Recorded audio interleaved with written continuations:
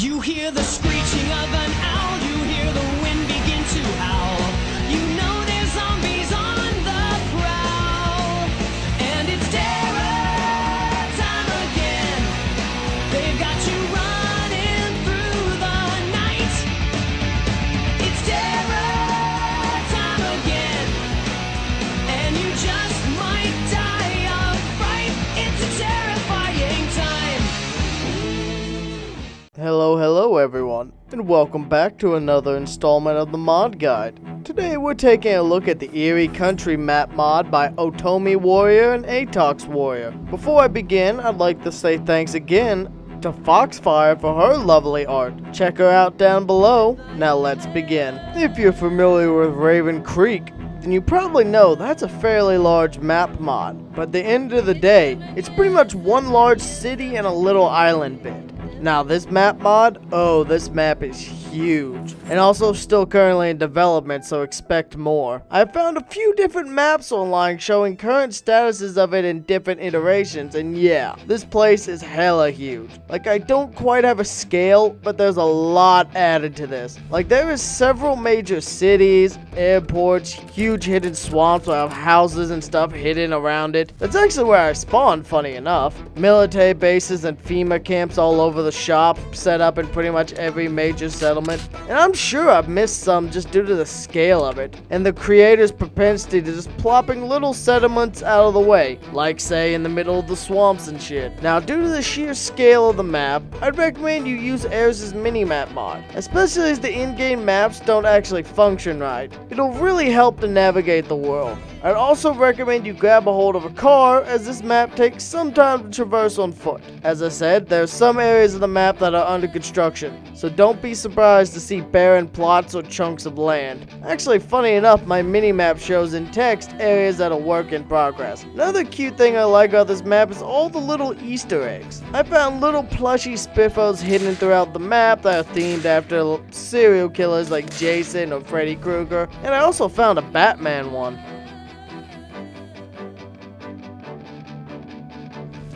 Let's start with the larger of the two major cities which make up the urban elements of this mod.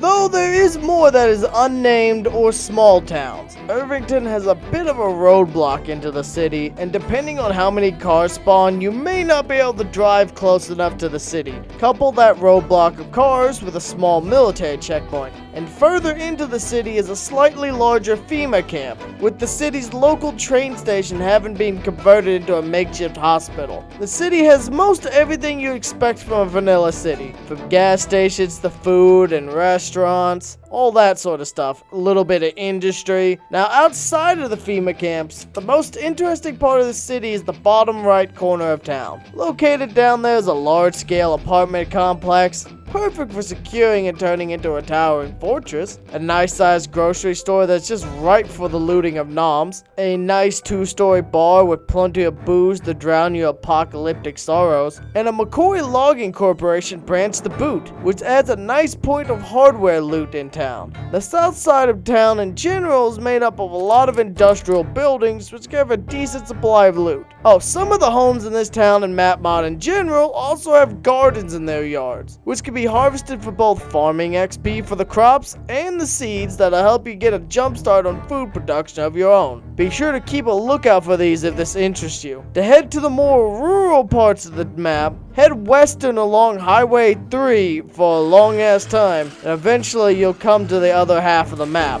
as a large portion of the middle is still under construction.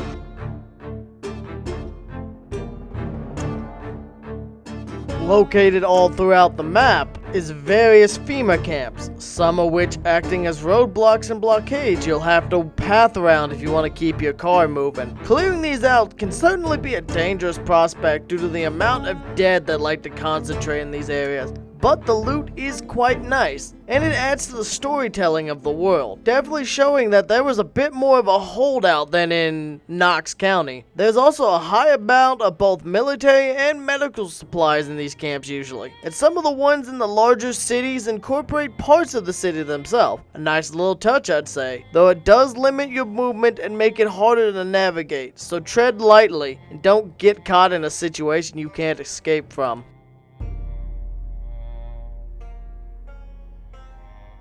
Oh boy, this area is a doozy. It isn't quite like the rest of the areas on this list. This is less so one major cluster of buildings or areas like a city, as it's more dozens of scattered buildings and hidey holes of all sorts. This was actually my spawn point. The major landmark in this area is really going to be the train lines. Follow the train lines if you want to find any major civilization. There's also a large amount of water in this area, befitting the fact it is a swamp. Now, one nice thing about being so isolated from civilization, though, is the fact that there's not a lot of zombie resistance in the area. So you're more easily able to wander the region and see what you can find. A little landmark I like to point out is on the eastern side of the hidden swamps called the Hidden Cemetery. It's a little graveyard located right on the eastern edge. The swamps prevent you from easily reaching the edge itself, so I like the fact that the graveyard makes it a literal dead end. There's also a second lake, the name of which I cannot pronounce and will be written on the screen, and the Dark Falls, our next area, is located on the western edge of the swamp.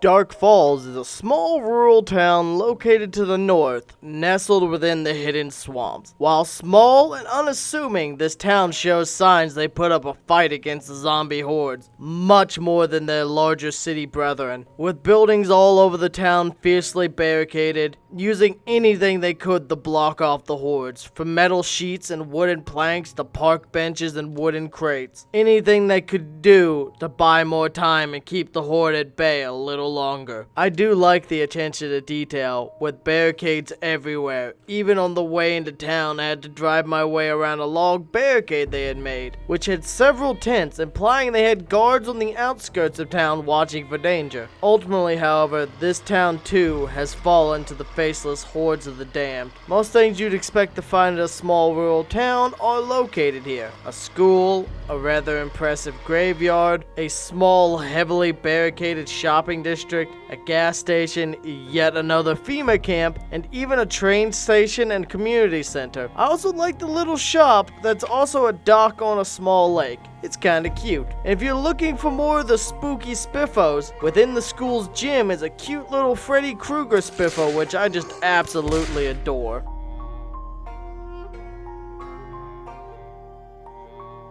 West of Aaron City and north of Irvington lies Heisenberg Lake, a nice little relaxation destination for the entire family. You got a nice little summer camp on the southwest of the lake, tennis courts for getting in your daily exercise with friends, yoga mats to get that good stretch in, and a cute little fishing building that can be used to safely fish once you've cleared out the local resistance. Overall, this place makes for a fantastic little base if you find yourself on the eastern part of the map, especially with the lake to make use of for food and a source of water if you can be bothered to either filter or boil it to purity. There's also a cute little baseball diamond which has a Jason Spiffo the raccoon if you're searching for all of them.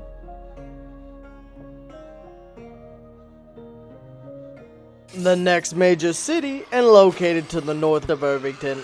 This city is a bit smaller than Irvington, but it has a nice bit of variety to what's located here. Along the south side of the town is plenty of storage units, which have a large amount of random loot within them. I cracked one open and found a fully set up tent. I was like, yoink! This is mine. Another one I cracked open had a bunch of restaurant equipment in it, and I found steak. So yeah, crack them open and see what prizes you find, like a piñata or an EA manipulation box. Loot box. Coming into the town from the west is another McCoy Logging Corporation operation camp. This one not only has its own train station, it has a bloody train. It's a small one, but it looks pretty cool in my opinion, and you can go inside of it. There's a few little buildings here that have little offices that have been clearly built inside of trailers, and even the bathrooms which have been built into trailers. I like it. It sets the vibe that this is just a temporary camp that'll eventually be picked up and moved on. Well, at least if they hadn't all been eaten by zombies, that is. There's also a larger lumber processing facility within. Be careful not to trap yourself in the narrow pathways, lest you be cornered and consumed by the lumbering dead. Now, the big star of the show is the large-ass FEMA camp within the heart of the town. This one takes up a large chunk, that it incorporates multiple of the town's buildings as well as their own tents and towers they've set up. And there is so many fucking body bags that you'd swear that you've been transported back to 1944. This also serves as one of the mod's endpoints. By that I mean the road on the east side of town is mostly blocked off because there's no more map in that direction. But there is one more military tent, and it often spawns nice firearms and military loot, if that's what you're looking for. Same as for the other FEMA camps though. Plenty of loot, both military and medical, and this one even has a gas station located on the northern edge of town right beside the camp.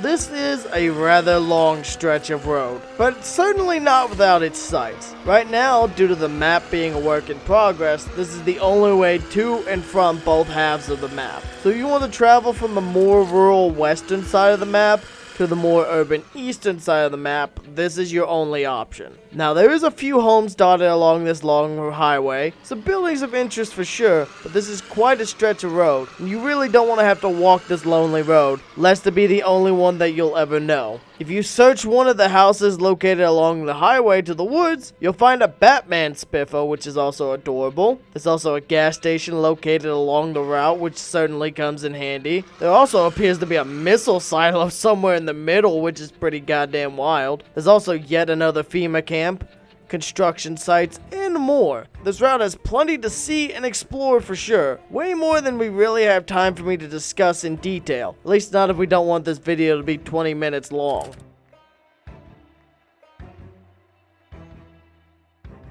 Located in the rural half of the map, this corporation, the Sidurgi Corporation, has a pretty good sized factory located on the western side of Highway 3. This is a good place for general hardware loot, gas cans, tools, that sort of stuff. There's plenty of loot all around, and it also has a gas station located just on the south end of it, which makes for a good top-off point after making the journey from the east. Overall, it's not a bad spot. Go check it out.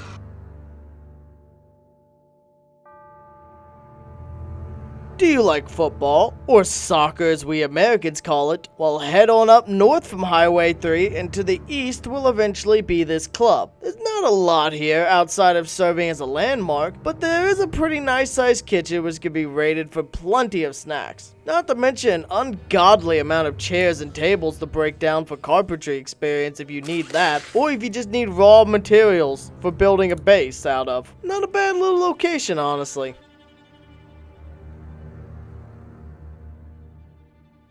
Located to the west of the football club. Now this place is huge. This place was clearly one of the primary relief centers during the outbreak and looks like it potentially housed hundreds of survivors. Though now clearly overrun and even heavily charred at some points, like someone either tried to break out or burn it down. There's body bags everywhere with large stretches of medical equipment just scattered about in disarray. Now let's talk loot. There's loot for days here, and this place honestly would make for a fantastic base if you could secure it from its now undead occupants. Given the entire place is surrounded by entirely unclimbable fences that zombies can't knock down, this would give a large group of players quite the home once multiplayer comes back. Now loot wise, this place is filled with a large variety, from military clothing and weaponry to car parts and hardware equipment. This place is for sure a high tier target if you can get past the large amount of assholes in and around it.